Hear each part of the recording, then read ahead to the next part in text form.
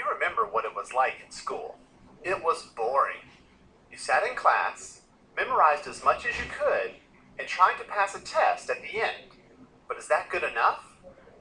These days, school can be more interesting and effective by focusing students on work that matters. Most adults live in a world of projects. Whether it's a job assignment, home improvement, or planning a wedding, we need to actively solve problems. But unfortunately, schoolwork looks more like this than this. Let's take a look at this project-based world. Meet Claire. She was recently presented with a challenge. Her company, Super Suds, makes soap, and it was up to her to find the most earth-friendly way to produce it in the future.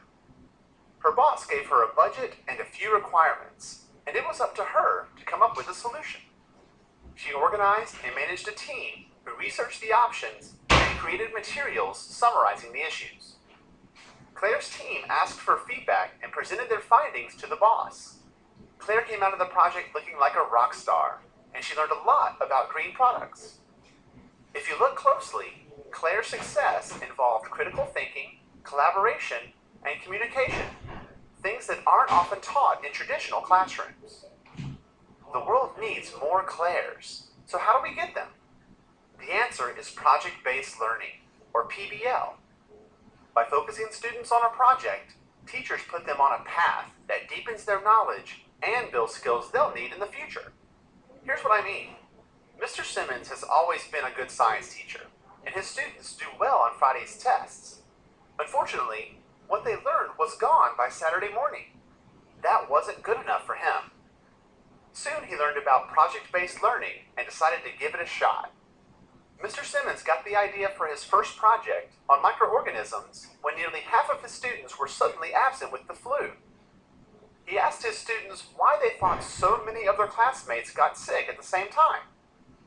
That lively discussion produced a lot of good questions and a list of things the kids wanted to know. Mr. Simmons then announced their project was to help elementary school kids understand how can we not get sick. After dividing the class into teams, he got them started on the project.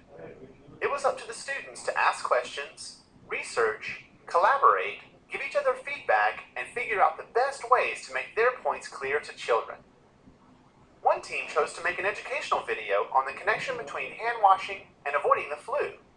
Another chose to create posters to show how viruses spread. The project teams showed off their final work to an enthusiastic audience of parents and their children at a nearby elementary school. Sitting in the front row was our good friend and local rock star Claire, who saw a bit of herself in the students. It was clear that the project was a success for the students, the audience, and Mr. Simmons. His students practiced critical thinking, collaboration, and communication. The project wasn't about memorization, but learning in depth about viruses and how to prevent spreading disease, a lesson they will never forget. At the end of the presentation, Claire introduced herself to the students and told them that they were rock stars and that the world needs more people who can think like them. I'm Leland